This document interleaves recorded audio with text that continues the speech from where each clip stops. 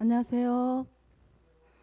네, 연, 연말 기도주일을 맞이하여서 새벽 기도와 또 저녁 꿀 같은 달콤한 말씀 예배에 참여하시느라 한동안 수고 많으셨습니다. 네, 예, 오늘은 이제 저녁 예배의 마지막 다섯째 날, 저녁 예배는 마지막입니다. 저녁 예배에 참석하신 모든 성도님들을 주님의 이름으로 뜨겁게 환영합니다. 아멘. 네, 이제 준비 찬양이 아니라 준비된 찬양을 부르시겠습니다. 네, 항상 준비 찬양이 아니고 준비된 찬양입니다. 네, 준비는 아직 덜 된 거죠. 준비 안 해온 거죠. 그래서 우리가 하나님 앞에는 항상 준비된 것을 드려야 되기 때문에 준비된 찬양을 부르시도록 하겠습니다. 네, 631장 내 영혼 주의 은혜로 찬양하시겠습니다.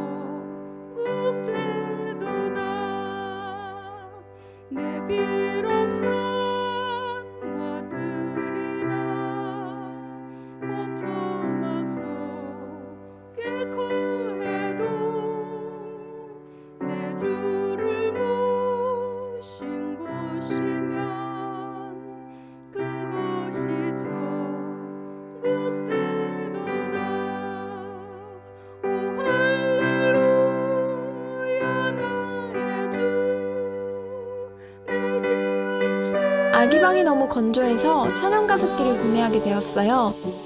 청소도 전기도 필요 없대서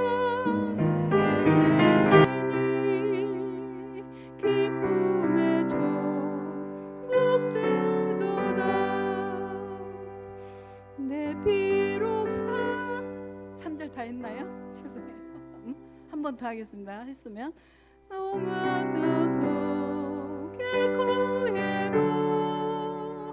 내 주를 모신 곳이면 천국에 전국되도다.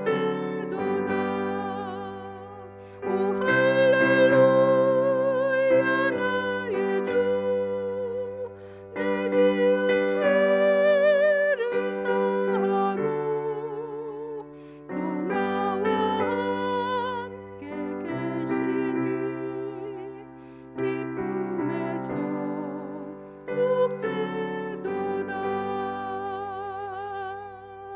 아멘. 634장 찬양하시겠습니다. 주 예수 팔로 안아.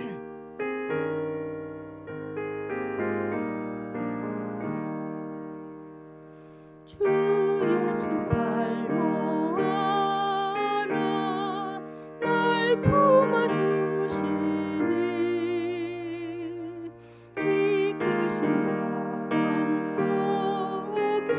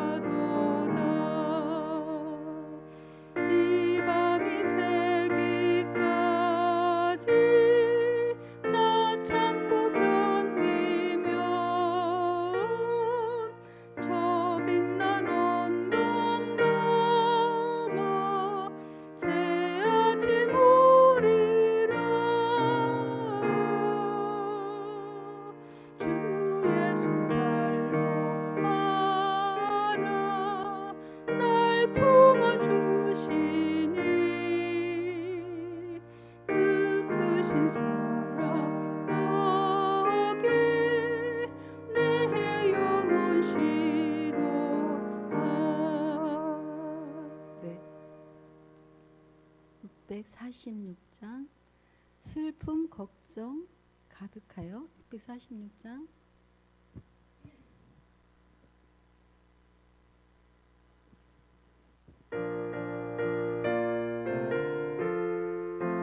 이 찬양 후에 박명자 집사님 대표 기도하시겠습니다. 슬픔 걱정 가득하여 마음 무거우나 칼바리 십자가 밑에서 모든 짐 벗었네. 646장입니다. 칼바리 십자가 밑에서 칼바리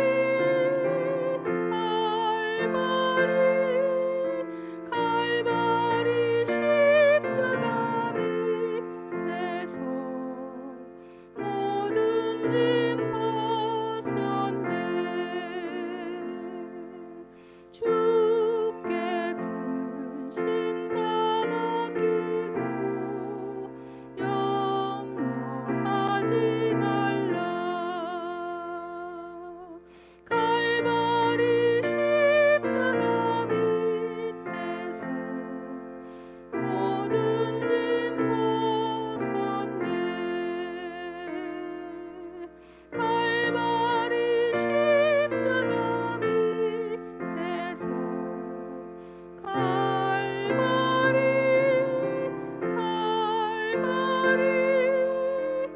칼바리 십자가 밑에서 모든 짐 벗었네. 맘에 고통 흘린 눈물 주가 다 보시네. 칼바리 십자가 밑에서 모든 짐 벗었네.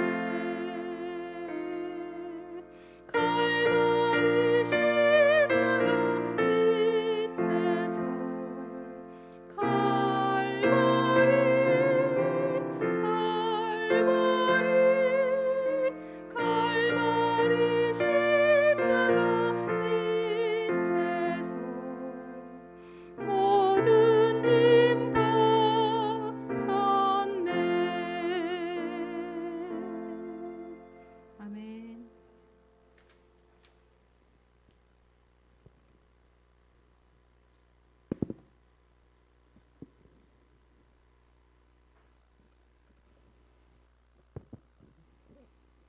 하늘에 살아계신 감사하신 저희들의 아버지, 세상에는 각종 여러 재난과 고통 속에서도 또한 많은 사람들이 전염병으로 죽어가는 이때라도 아버지께서 저희들을 눈동자같이 보호해 주시니 참으로 감사드립니다. 이 저녁 기도주의를 있게 하시고 또 귀한 당신의 종을 통하여 귀한 말씀 또한 생명 말씀을 듣게 하시고 또 우리 자신들 돌아볼 수 있는 아버지의 귀한 사랑을 경험하게 하시니 참으로 감사드립니다. 우리를 향한 그 사랑을 생각하면서 저희들이 더 깨어서 아버지께서 바라고 원하시는 대로 좁은 길로 가기 위해 인해서 인내하며 또 힘들고 어려운 일이 닥칠지라도 아버지께서 오심을 생각하며 우리를 데리러 오시겠다고 하시는 그 재림을 고대하며 다시 힘을 얻을 수 있도록 도와주시옵소서. 그래서 이 마지막 때를 잘 감당하게 하시고 이겨낼 수 있는 에너지와 성령을 부어 주시옵소서. 선한 사마리아처럼 내 이웃을 내 몸과 같이 사랑할 수 있는 마음을 주시고 너희 안에 이 마음을 품으라는 예수님의 마음을 품을 수 있도록 도와주시옵소서. 그래서 신령과 진정으로 예배드리는 자들로 거듭날 수 있는 저희들이 될 수 있도록 주님 도와주시옵소서. 아버지께 그래서 감사와 찬양을 돌릴 수 있는 그러한 마음들이 될 수 있도록 주님 도와주시옵소서. 이 시간 귀한 말씀 속에서 아버지의 사랑을 더욱 많이 이해하고 깨달을 수 있는 지혜를 주시옵소서. 저희들을 죄에서 구원해 주신 예수 그리스도 이름으로 간절히 기도 올리옵나이다. 아멘.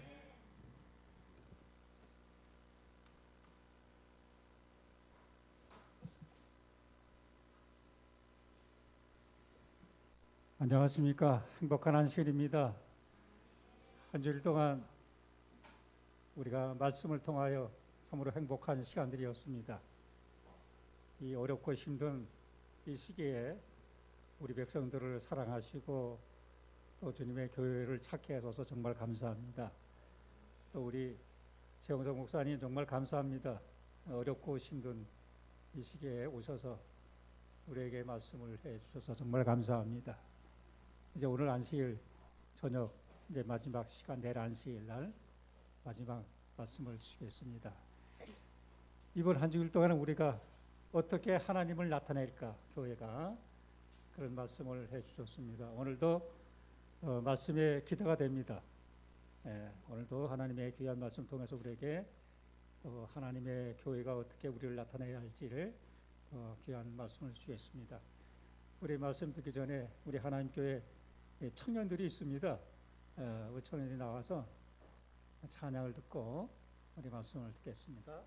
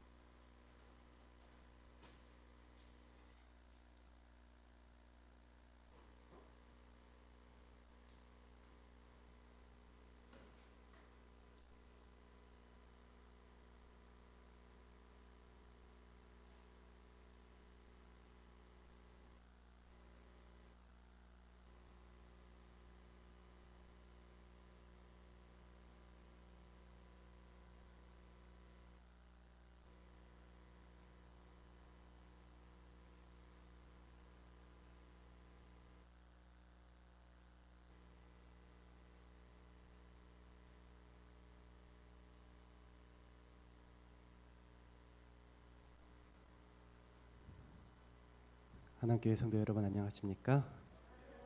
예. 연말 기도주일 마지막 저녁이 되었습니다. 예. 저에게 이렇게 말씀을 전할 수 있는 기회를 주신 것도 감사한데 또 저녁마다 빠지지 않고 이렇게 참석해 주시는 우리 성도님들이 있어서 제가 정말 큰 용기가 되었습니다.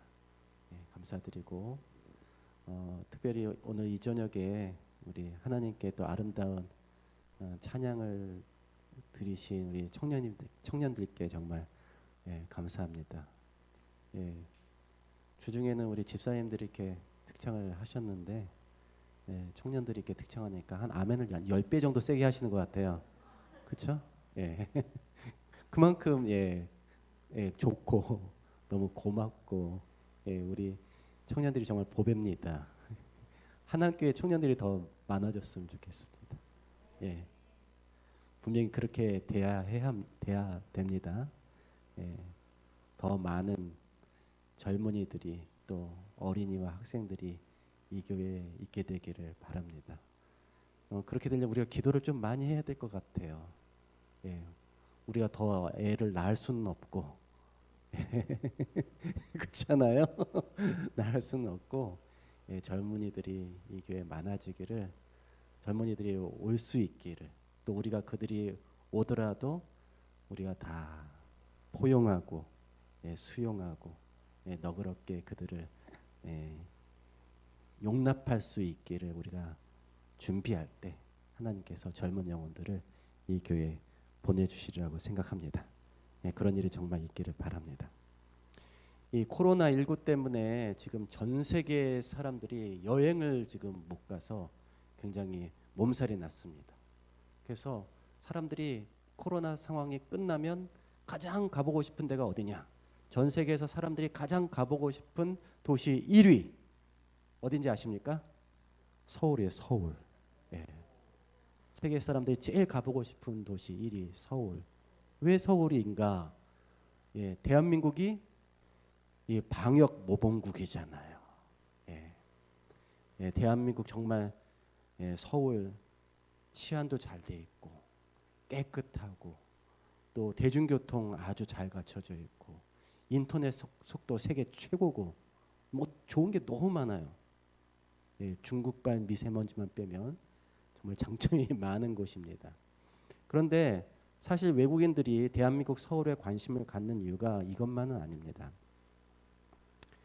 이 한국관광공사가 한국의 리듬을 느껴보라고 하는 홍보 동영상들을 유튜브에 게시했는데 3개월 만에 조회수가 1억 뷰를 넘겼어요. 사람들이 너무 재밌어서 보는 거예요. 이 동영상들 중에 이제 서울편이 있는데요. 이 서울편을 보면은 전통과 현대를 섞어 놓은 그런 의상을 입고 판소리 별주버전에서 나오는 범 내려온다라는 이 노래를 아주 현대적인 그 감각으로 재해석해 가지고 아주 우스꽝스러운 안무와 함께 들려줍니다. 근데 이런 영상이 인기를 끄는 이유들이 이 외국인이 말입니다. 한국의 이런 놀라운 이 발전상 여기에만 관심이 있는 게 아니라 한국이 가지고 있는 고유의 것, 그들의 전통적인 것이 무엇인지도 굉장히 관심이 지금 많아졌다는 뜻이에요. 이를 증명하기라도 하듯이 BTS도 경복궁에서 공연한 영상을 전 세계에 공개를 했습니다. 그 다음에 블랙핑크도 이 현대적인 한복 의상을 입고 노래하며 춤을 췄습니다. 그랬더니 외국인들이 보고 그냥 감탄을 하는 거예요. 야, 한국의 고궁은 정말 정교하고 멋있다. 한국에 이렇게 멋있는 것이 있을 줄 몰랐다. 또 한복을 보면서 야, 한국의 전통 의상은 정말 화려하고 아름답다. 지금 이 전 세계 사람들이 한국 하면 너무 좋아해요. 뭐 K-팝도 좋아하고 한국 드라마도 좋아하고 다 좋아하는데 한국의 전통적인 것이면 전통적인 것일수록 더 좋아하고 있어요. 지금 더 찬사를 보내고 있는 상황입니다. 사실 그동안 우리는 서구 문화와 사상을 도입해서 이 현대화, 산업화를 이루는데 전력을 했습니다. 그러다 보니까 우리 것이 아닌 남의 것으로 우리를 덧입었어요. 그러나 이제는 우리의 가장 큰 장점이 우리 다음에 있다는 사실을 깨닫게 된 거예요. 자랑스럽게 우리 것을 막 내밀어요. 그래도 사람들이 너무 좋아하니까. 우리다움이 가장 큰 장점이고 가장 큰 경쟁력입니다. 마찬가지로 교회의 가장 큰 장점 역시 무엇일까요? 교회가 교회다워야 되는 거예요. 그게 가장 큰 장점이고 가장 큰 경쟁력입니다. 그런데 여러분, 오늘날 우리의 교회가 정말 교회다운 것입니까? 오늘 우리가 지금 보고 있는, 우리가 지금 이렇게 속해 있는 이 교회가 교회다운 것입니까? 죄송하지만 아닙니다. 지금 우리가 다니고 있는 이 교회는 중세교회의 계급 구조를 이어받은 교회예요. 또 종교개혁 이후로 그 운동성을 빨리 상실하고 제도화돼 버린 그 교회를 이어받은 교회예요. 또 산업화의 영향으로 획일적인 학교 시스템, 획일적인 양육 시스템을 도입한 교회예요. 거기다가 이제는 이 자본주의, 비즈니스 방식의 교회 성장을 추구하는 그런 모습의 교회를 도입한 그런 교회예요. 이런 세상의 흐름에 따라 또 변화에 따라서 그때그때마다 다른 모습들을 겹겹이 덧입은 그런 변화들이 축적된 결과가 오늘날 우리가 다니고 있는 이 교회의 모습입니다. 물론 이런 변화를 통해서도 하나님은 자기 백성들을 지켜오셨습니다. 하지만 변질된 교회를 과연 정말 교회다운 교회라고 부를 수 있을까? 그럴 수 없을 것 같아요. 그렇다면 교회다운 교회는 어디에 있을까? 서울에 어느 무슨 대형 교회 가면 교회다운 교회를 볼 수 있을까요? 아니면 이제 막 시작돼서 새로 부흥하기 시작하는, 성장하고 시작하는 어떤 개척교회가 우리의 교회다운 교회의 샘플이 될 수 있을까요?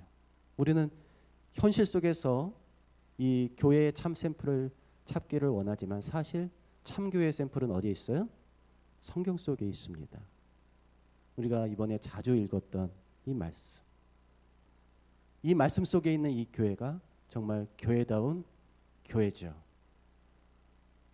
그들이 사도의 가르침을 받아 서로 교제하고 떡을 떼며 오로지 기도하기를 힘쓰니라. 사람마다 두려워하는데 사도들로 말미암아 기사와 표적이 많이 나타나니 믿는 사람이 다 함께 있어 모든 물건을 서로 통용하고 또 재산과 소유를 팔아 각 사람의 필요를 따라 나눠주며 날마다 마음을 같이하여 성전에 모이기를 힘쓰고 집에서 떡을 떼며 기쁨과 순전한 마음으로 음식을 먹고 하나님을 찬미하며 또 온 백성에게 칭송을 받으니 주께서 구원받는 사람을 날마다 더하게 하시니라. 아멘. 이게 성경이 우리에게 제시하고 있는 정말 참 교회의 모습입니다.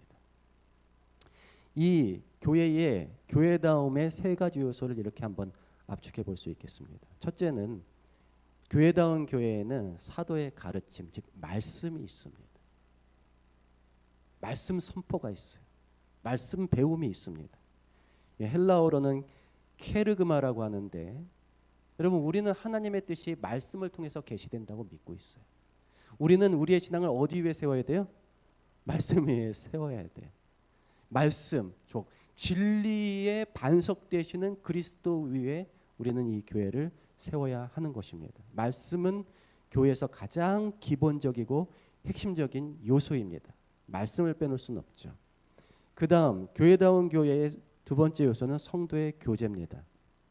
즉 공동체 사역이에요. 헬라어로는 코이노니아라고 하죠.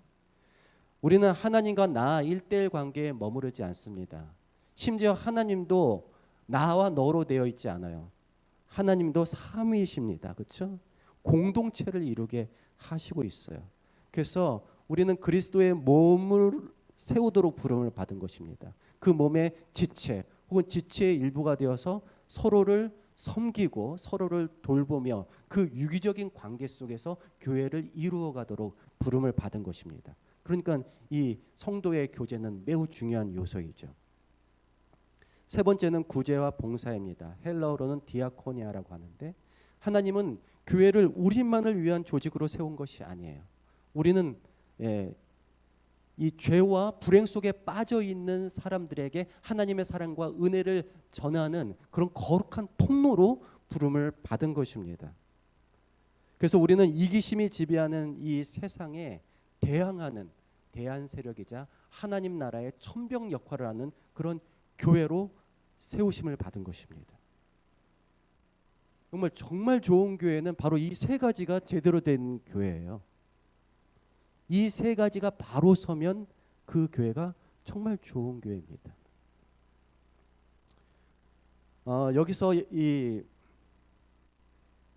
말씀이라고 하는 것은 하나님과 신자의 관계를 이어주는 것이죠. 그 다음에 성도의 교제는 신자와 신자 사이의 관계를 이어주는 거예요. 그 다음에 구제와 봉사는 신자와 교회와 세상과의 관계를 이어주는 것입니다. 우리가 선교를 해야 된다고 하는 것은 이 세 가지를 전하는 것을 말해요. 그렇죠? 선교한다고 하는 것은 먼저 말씀을 전하는 것이에요. 또 선교를 한다고 하는 것은 이 사랑의 공동체를 확장시키는 것을 말합니다. 또 선교를 한다고 하는 것은 이 하나님의 은혜의 영역, 그분의 통치의 영역, 그 나라의 영역을 어둠의 세상까지 계속 확장시켜 나가는 것이에요. 이 세 가지를 전하는 것이 곧 선교인 것입니다. 저희가 몇 해 전부터 주목했던 캐나다의 CIV 재림교회를 보면요, 이 교회는 이 CIV 교회는 그쵸, Church in the Valley. 여러분들이 책에서 사경의 교회에서 아마 읽어보셨을 거고 동영상으로 또 보신 분이 있을 겁니다. 이 CIV 재림교회의 표어가 있습니다. 표어는 세 가지예요. Love God, Love People, 그다음에 Serve the World. 하나님을 사랑하고 사람을 사랑하고 세상을 돌보라. 이게 아까 교회다운 교회 그거잖아요. 그렇죠? 하나님과의 관계, 신자와의 관계, 그리고 교회와 세상과의 관계가 끊어지지 않고 바르게 세워져 있는 그 교회를 목표로 삼는 것입니다. 이 교회는 정말 교회다운 교회가 되기를 바란다는 뜻이겠죠. 여러분, 우리 작년 교과를 봐도 TMI 위로, TMI 안으로, TMI 밖으로란 말이 나오죠. TMI 위로는 우리가 누구와의 관계? 하나님과의 관계. TMI 안으로는 신자들과의 관계. 그렇죠? TMI 밖으로는 교회와 세상과의 관계.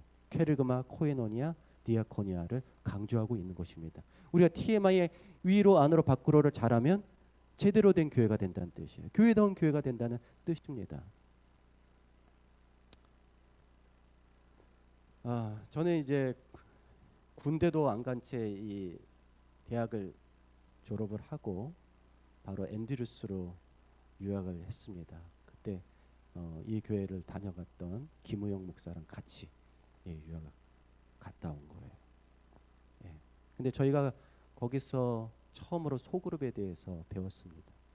저희는 그 이제 원리를 배우고 그 원리를 적용해서 직접 소그룹을 운영해 보고 그 결과들을 매주 보고해야 그 소그룹이라고 하는 과목에 학점을 받을 수가 있었어요.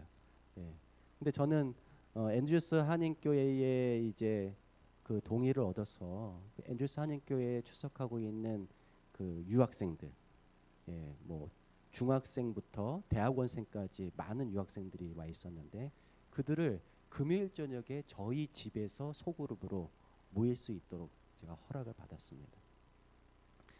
그들 중에는 이제 신앙이 깊은 학생도 있었고 신앙 배경이 거의 없는 학생들도 있었는데 다 유학 생활에 몹시 지쳐 있었기 때문에 제가 우리 집에서 금요일 예배 드린다 했더니 30명이 몰려왔어요. 몰려왔는데 우리는 모여서 일주일 동안 고달팠던 삶을 서로 나누고 서로 동정하고 위로하면서 교회에서는 부르지 못하는 그 복음성가를 기타를 쳐가면서 아주 동네가 떠나가도록 이렇게 불렀습니다.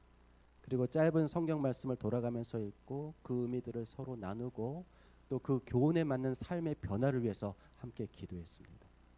근데 이런 모임이 과연 우리 젊은 아이들이 그것을 좋아할까 생각했는데요. 너무나 좋아하는 거예요. 이 영적인 위로와 이 친교에 목말라 있음을 제가 알게 되었습니다. 저희들이 7시에 모였는데 11시가 돼도 가지 않아요. 11시가 돼도 가지 않습니다. 물론 방학이 되면 모두 한국으로 돌아가는 바람에 중간중간 중단되는 단점이 있었지만 저는 그때 소그룹이 얼마나 강력하며 우리가 이렇게 모일 때 성령님께서 우리 사이에 어떻게 일하시는지를 제가 보면서 내가 목회를 시작하면 반드시 소그룹을 하겠노라. 그때 결심을 했습니다.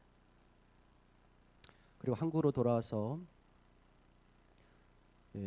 김호영 목사님은 군대를 안 갔지만 저는 군대를 다녀왔어요. 군복무를 마치고 1999년에 드디어 부천에 있는 한 교회에서 목회를 시작했습니다.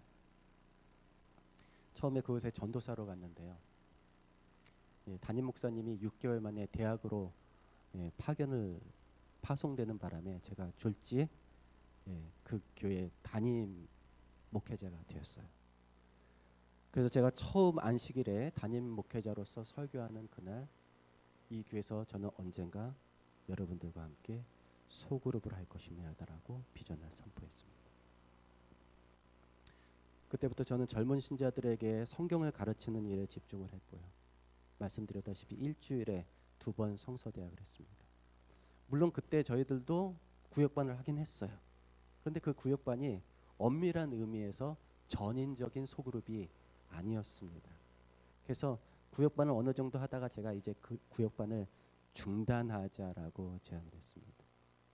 이 단순한 친교 그냥 교인들끼리의 사교적인 모임이 아니라 정말 하나님을 아버지로 모시고 예수님을 생명의 주로 모시고 성령을 우리의 권능의 주로 모시는 하나님을 정말 살아있는 하나님의 임재를 경험할 수 있는 그런 소그룹을 열라고 하는 부르심이 있을 때까지 우리 기다리자라고 해서 그동안 해왔던 이제 구역반을 중단하게 이르릅니다.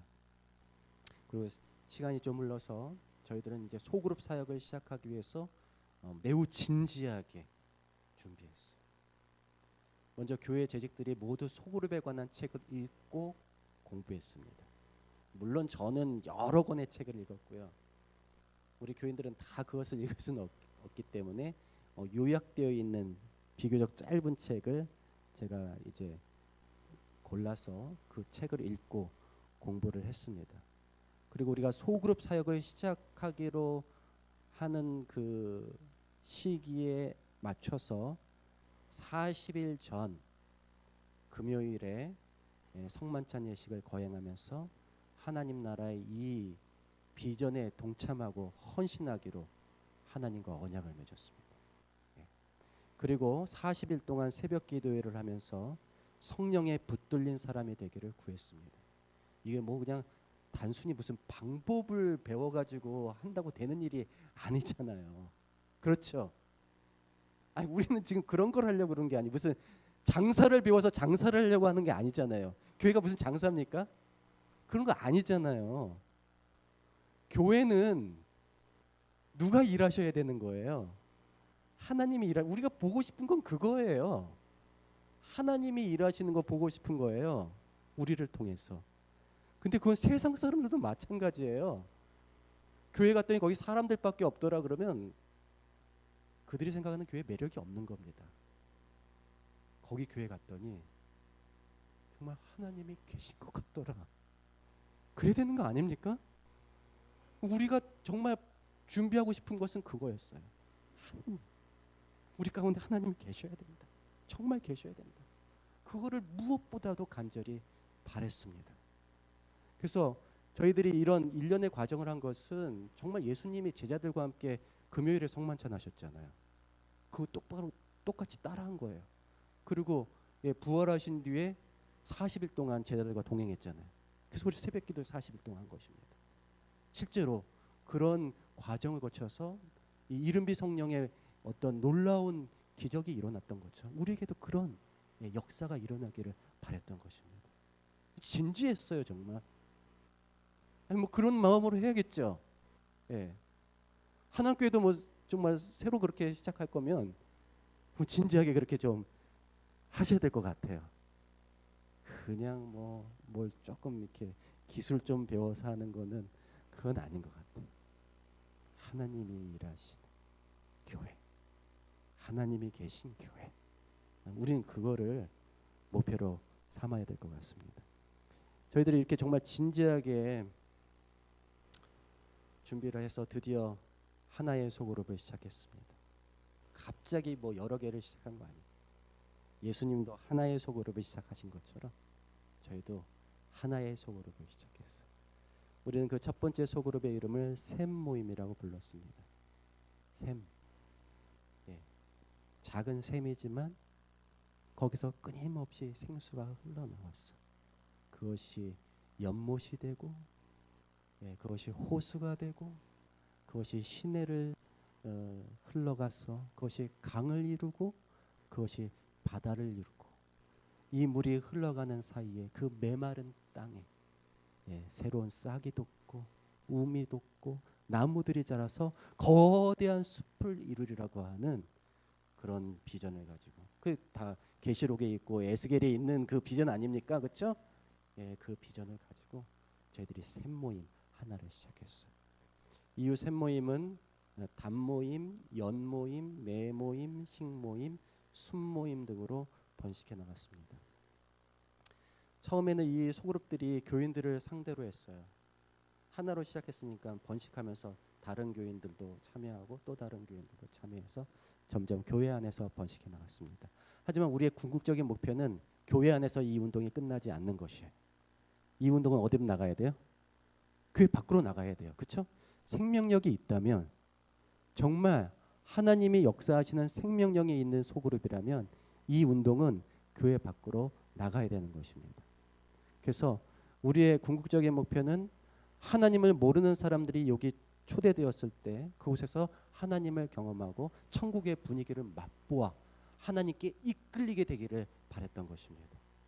그래서 처음부터 교회로 오는 것이 아니라 사람들이 처음에는 소그룹 멤버가 되고 거기서 하나님에 대해서 한 다음에 그분에 대해서 더욱 알고 싶어 할 때 비로소 성경을 공부하고 그 다음에 교인이 되는 그런 순으로 이 교회가 부흥되기를 기대를 했습니다. 우리가 이렇게 소그룹을 시작하고 난 지 한 1년이 지나자 드디어 이제 구원의 기적이 일어나기 시작했습니다. 한 소그룹에서는 신앙에 전혀 관심이 없는 어느 옆집 애기 엄마가 우리 소그룹의 식사 모임에만 참여를 하다가 한 몇 개월 동안 식사 모임에만 참여하다가 어느 날 문득 그 소그룹 리더에게 자기는 근데 어느 교회 다녀? 묻더래요. 그 여태까지 밥만 얻어먹고 어느 교회 다니는지도 관심이 없었던 거예요. 이 굉장히 신앙에 무관심한 사람이죠. 교회 모임인 거 뻔히 알면서도 이게 장로교회인지 무슨 무언교회인지 전혀 관심이 없었던 거예요. 근데 어느 날 몇 개월 동안 밥을 같이 먹다가 그날 다 성령의 감동이었겠죠. 자기는 어느 교회 다녀? 나는 제7일 안식 예수재림 교회 다녀. 그런 교회도 있어. 심각해졌어요. 집에 가서 자기 남편에게 여보, 옆집 애기 엄마가 제7일 안식에 예수재림 교회 다닌대. 그러더니 남편이 깜짝 놀라는 거야. 야야야, 거기 이단 아니냐? 야, 너 그 애기 엄마랑 놀지 마. 큰일 날 뻔했다. 야, 거기 이상한 사람들이 다니는 곳이야. 그랬더니 이 사람이 아니야. 그 사람들 이상한 사람들 아니야. 그 사람들 되게 좋은 사람들이야. 그렇잖아요. 여태까지 좋은 사람들이라 계속 교제를 했던 거죠. 자기도 모르게. 그 사람들 좋은 사람들이야. 당신이 뭐 잘못 알고 있는 거 아니야? 그러면서 둘이서 컴퓨터에 앉아가지고 제7일 안식 예수재림 교회를 네이버로 검색을 했더니 막 떠가지고 뭐 이단이다라는 글도 있고 절대 이단이 아니다라는 글도 있고 이분들이 너무 심각해져가지고 밤새 그것을 읽고 이 애기 엄마가 갑자기 신앙에 전혀 관심이 없던 사람인데 그 하루 만에 갑자기 돌변해가지고 너무도 성경을 알고 싶은 사람으로 바뀌었어요.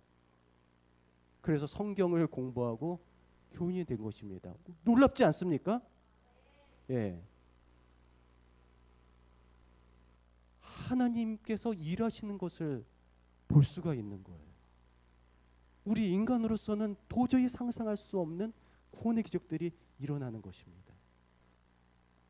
또 다른 그룹이에요. 다른 그룹의 이 소그룹 리더는 자기 동생에 대해서 고민이 많았어요. 동생이 좀 하나님을 믿었으면 좋겠다. 근데 도대체 하나님을 믿지 않는 거죠. 그래서 그 동생을 위해서 기도를 많이 했어요. 그리고 어느 날 그 소그룹이 있는 날 동생을 초대한 것입니다. 우리 집에 한번 와봐. 왔어요. 동생이 제일 먼저 왔어. 근데 동생이 제일 먼저 왔는데 이 교회 사람들이 온다고 하니까 쑥스러워가지고 거기 참여는 못하고 방으로 들어가 앉아 있었습니다. 근데 저희들이 모여서 소그룹 했고 특별히 그날 동생이 온다고 그래서 제가 거기 초대를 받았어요. 초대를 받아가지고 저희들이 소그룹 했는데 거기서 뭐 이제 그 우리 교회의 그 소그룹은 형식적으로 하지 않았거든요. 정말 진지하면서 정말 진솔하게 울다가 웃다가 뭐 서로 위로하고 안아주고 용기를 북돋아주고 믿음을 고취시켜주는 그런 정말 끈끈한 그런 모임이었어요. 근데 저희들이 그런 모임을 1시간 정도 하고 나서 서로를 위해서 돌아가면서 기도를 하고 이제 식사를 마치고 헤어졌는데 그 소그룹 리더한테 전화가 온 거예요. 목사님, 저희 동생이 예수님 믿고 싶대요. 네, 성경도 배우고 싶대요. 네, 어떻게 그렇게 갑자기 바뀔 수 있냐? 사람이 신앙에 전혀 관심이 없는 사람이 그 소그룹에 와서 하나님의 어떤 은혜의 감동을 받은 것입니다. 나도 이 사람들처럼 예수님을 믿으면 저렇게 서로 사랑할 수 있을까? 나도 저렇게 위로를 받을 수 있을까? 하는 그런 어떤 욕구가 생겼나 봐요. 그래서 그날부터 성경을 배우고 하나님을 믿는 신자가 된 경우도 있었습니다. 또 한 번은 이런 경우도 있었어요. 삼육대학을 졸업했는데 천주교 신자예요. 삼육대학을 졸업한 천주교 신자인데 우리 재림신앙은 받아들이지 않고 침례도 받지 않고 졸업한 사람. 대신 아주 성실한 우리 재림교회 청년 하나를 꼬셔다가 연하의 남편을 결혼해가지고 신앙을 못하게 만들었어. 재림신앙을. 자기 천주교인인데. 그리고 자기도 성당 안 다니고. 근데 결혼관계가 아주 어려워진 것입니다. 둘이 행복하게 살려고 그렇게 했는데 엄청 결혼 생활이 어려워지게 됐어요. 그래서 이 여인이 내가 이렇게 사느니 차라리 죽어야겠다라고 하는 생각을 갖고 있다가 우연히 동네에 재림교회가 있는 것을 보고 저에게 들렸어요. 그리고 예배가 끝나자마자 가려고 하는 것을 제가 붙들고 우리 교회 어떻게 오셨느냐, 제가 다음 주에 방문해도 되겠느냐 그랬더니 한번 오라는 겁니다. 이게 좀 죽기 직전이니까 뭐 누가 나를 좀 잡아줬으면 했던 모양이에요. 그래서 제가 다음 주에 그 가정을 방문했는데 거실에는 이게 마리아 상이 있어요. 어떻게 천주교인이 재림교회를 방문했나 물어봤더니 자초지종을 물어봤더니 그런 사정이 있었던 거예요. 제가 그 여인과 함께 울면서 기도했습니다. 아버지, 이 가정의 행복을 회복시켜 주시옵소서. 아버지, 이 가정의 구원을 회복시켜 주시옵소서. 저희들이 간절히 함께 기도하고 그 여인 또래의 소그룹에 소개를 시켜줬어요. 가보겠냐 했더니 가보겠대요. 그랬더니 이분이 그 소그룹에 간지 2주 만에 완전히 180도 달라졌습니다. 저한테 그랬어요. 목사님, 우리 남편 아직도 저 속썩이고 있고요. 저 힘든 거 하나도 변하지 않았는데 저 지금 어느 때보다 행복합니다. 그래서 왜요? 그랬더니 하나님이 저를 사랑하신다는 것을 느끼고 있어요. 네. 만난 지 얼마 안 된 이 낯선 그리스도인 친구들이 자기를 위로할 때 하나님의 손이 자신의 상처난 마음을 어루만지고 계심을 느낄 수 있었던 것입니다. 그래서 이분이 저 하나님에 대해서 알고 싶어요. 저에게 성경을 가르쳐 주세요. 그러더라고요. 자기 입으로. 저는 한 번도 성경을 공부하라고 예전에는 제가 그랬죠. 근데 그 뒤로 완전히 작전이 바뀌었어. 마음의 감동을 잊고 스스로 성경을 공부하고 싶다라고 얘기할 때 성경을 가르치기 시작했어요. 그래서 그분에게 성경을 가르쳤더니 성경을 배울 때마다 하염없이 눈물을 흘렸습니다. 하나님이 이렇게 좋은 분이셨어. 내가 천주교에서도 경험하지 못했고 심지어 삼육대학에서도 경험하지 못했는데 하나님이 정말 이렇게 좋은 분이셨어. 하나님의 사랑에 완전히 감동을 했습니다. 여러분, 그 속 썩는 남편도 결국 가정으로 가정으로 돌아왔어요. 그 남편이 더 소그룹에 지금은 뭐라고 할까요? 맹신주의, 소그룹 맹신주의. 예. 교회는 반드시 소그룹을 해야 된다라고 그 와이프보다 그 남편이 더 강조하고 있어요. 왜냐하면 소그룹을 통해 자기 가정이 회복되었고 구원을 되찾을 수 있었기 때문입니다. 이런 일뿐만 아니라 암에 걸린 아버지가 저희 교회 그 교인이 운영하는 요양원에서 기별을 받아들이고 침례를 받고 돌아가셨어요. 근데 돌아가시 직전에 자기 딸한테 너 꼭 재림교회를 다녀라 하는 유언을 남기고 돌아가신 거예요. 그래서 그 딸이 우리 교회에 이제 연락을 했어요. 연락을 해서 제가 찾아가 봤더니 얼굴이 진짜 불행으로 가득해. 나 불행한 여자라고 써 있어요.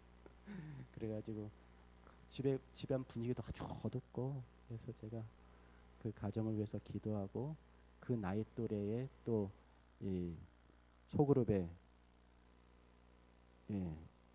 연결을 시켜줬는데 그분도 그 소그룹에서 하나님의 깊은 사랑과 은혜에 감동이 되어가지고 저희 교인이 됐습니다. 그것뿐만이 아니에요. 저희 교회 잘 다니다가 뭐 직장 생활하느라고 시집 가느라고 이렇게 교회를 떠났던 분들이 우리 교회에 접촉돼 가지고 제가 다 소그룹으로 연결시켰을 때 그들이 하나님의 은혜에 감동이 돼서 교회에 정착하는 그런 여러 종류의 구원의 기적들이 막 연속적으로 일어났습니다. 여러분, 이런 일이 일어나면 교회 분위기가 어떻게 될까요? 예? 교회 분위기가 엄청 좋아지겠죠. 엄청 좋아지죠. 교회가 막 살아 생동감이 일어나는 것 같습니다. 저희 교회 그때 방문했던 모든 분들이 이 교회는 살아있는 것 같다라고 그랬어요. 한두 번 들은 게 아니에요.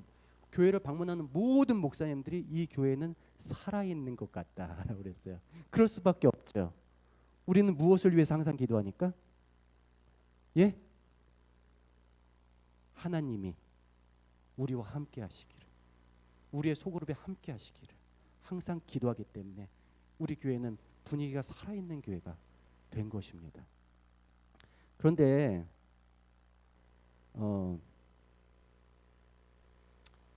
이게 꺼져버렸네요. 이런 모습을 보고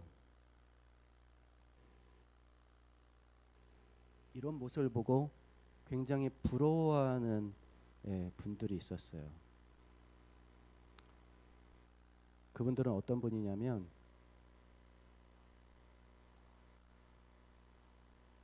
음,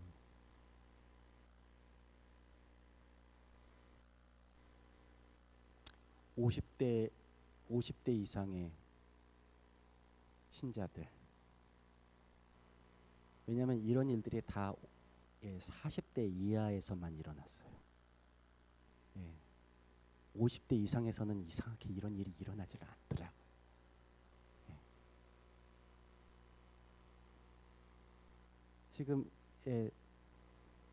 50 이상인 분 한번 손 들어보세요. 전부네요. 어떻게 하냐 이거.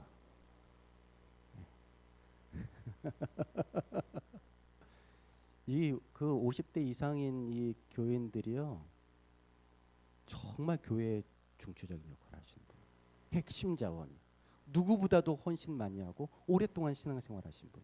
그리고 아직도가 아니라 가장 힘이 있어. 50대.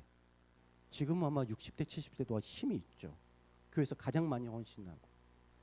개인적으로는 이보다 더 훌륭한 교인일 수 없는데 이분들을 소그룹 하자고 하니까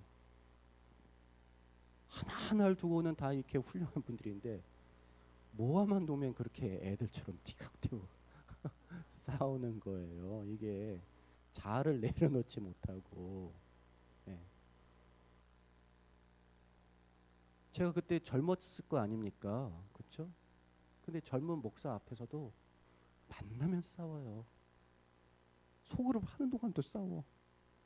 그렇게 싸우더라고. 이 자존심 왜 그런지 모르겠어요. 보니까 훈련이 안 돼서 그래. 우리는 성화를 강조하잖아요. 품성의 변화를 강조하잖아요. 그러면서 뭐 열심히 해요? 품성 변화하려고 뭐 열심히 해? 품성 변화되려고 뭐 열심히 해? 기도 열심히 하고 말씀 열심히 보죠.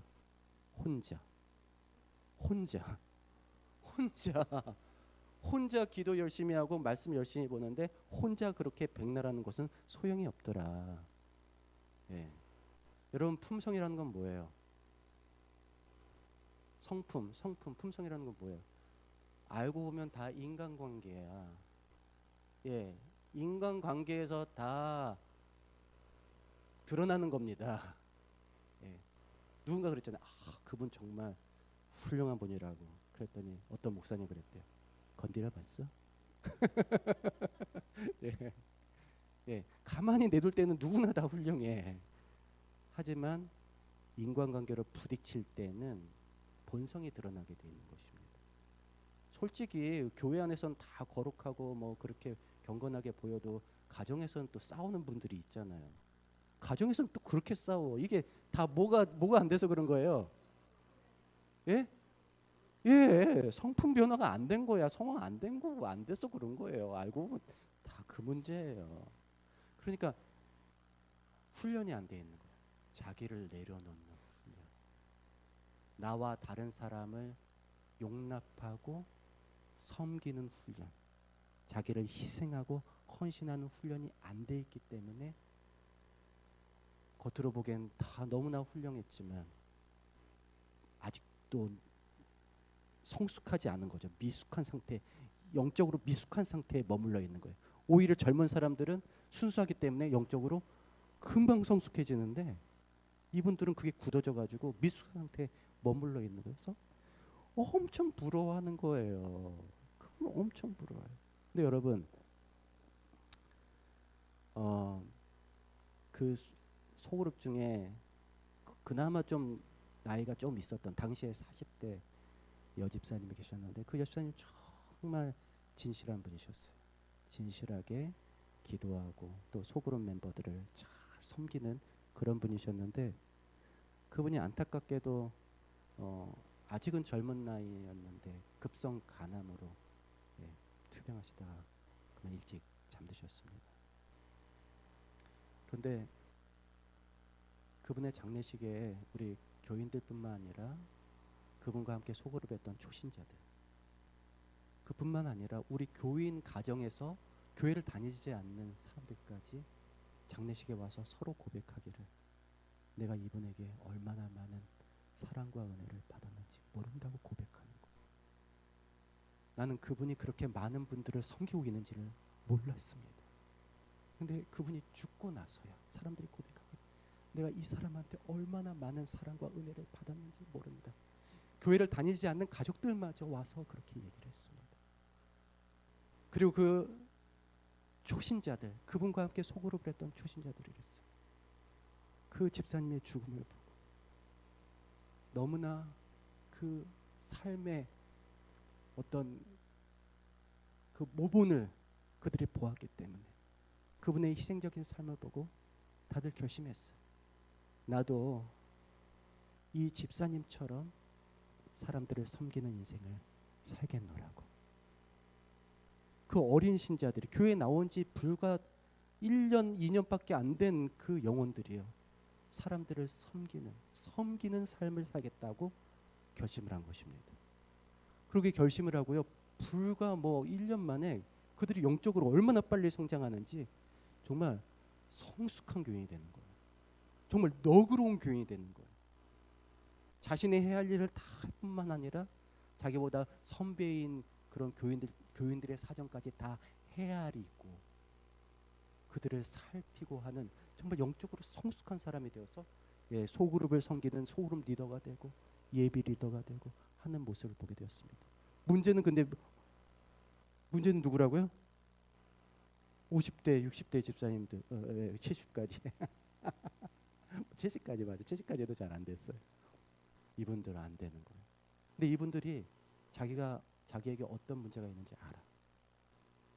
그래가지고 제 앞에서 이렇게 막 싸우다가 끝날 때는 울면서 기도합니다.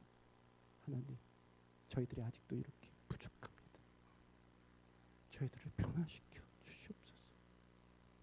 저희들을 변화시켜 주시옵소서. 저희들에게도 영혼을 주시옵소서. 예. 여러분, 우리가 변화되지 않으면 하나님께서 영혼을 주실 수 없어요. 변화돼야 돼.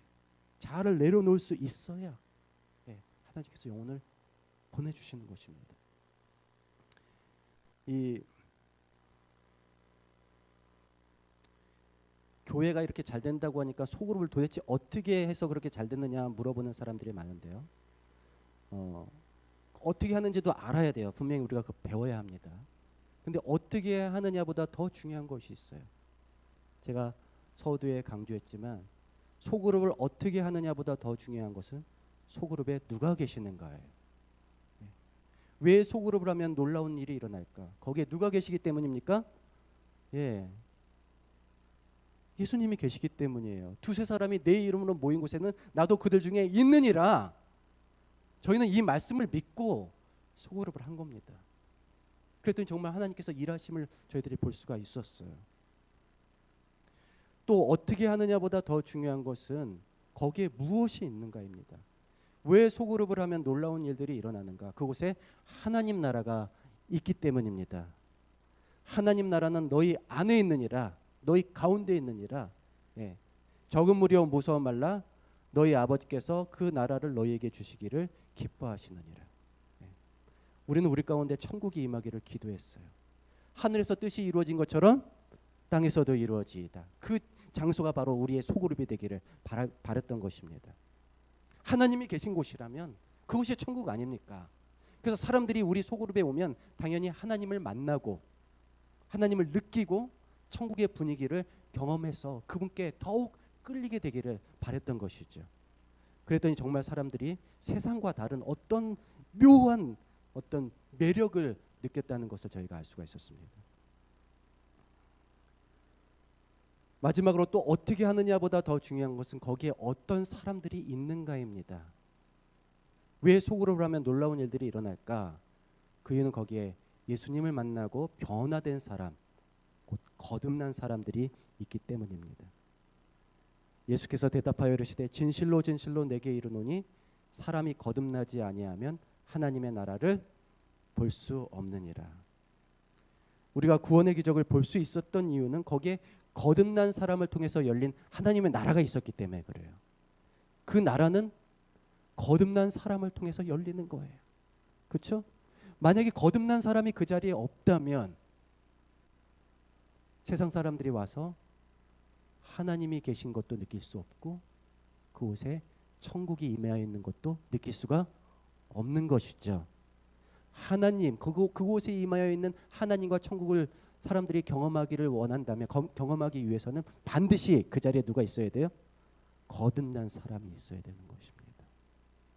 그러니까 그 50대 이상의 집사님들이 그렇게 열심히 변화하기를 기도하고 그 다음에 영혼을 달라고 그렇게 기도했을 때 하나님께서 정말 그들의 삶을 변화시켰고 영혼들을 보내주시기 시작했습니다. 이렇게 여러분 우리가 늘 우리끼리 모이는 소그룹 있잖아요. 늘 우리끼리 모이는 소그룹.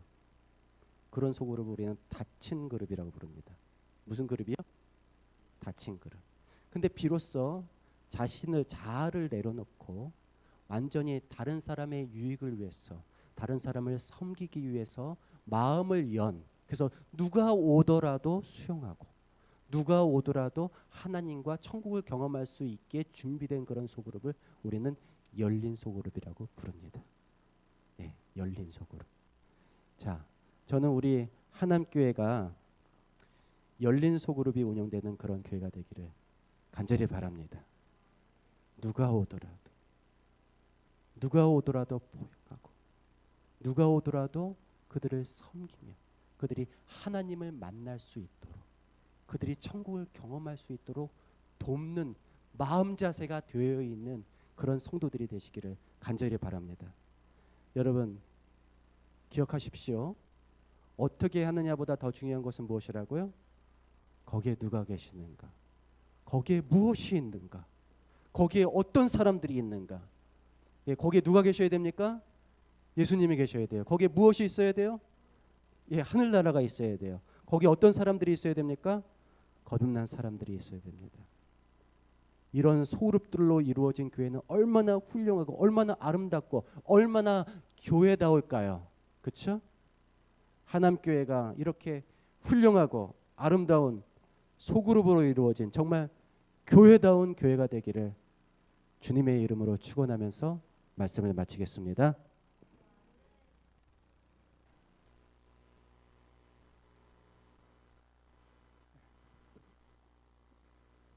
목사님 감사합니다.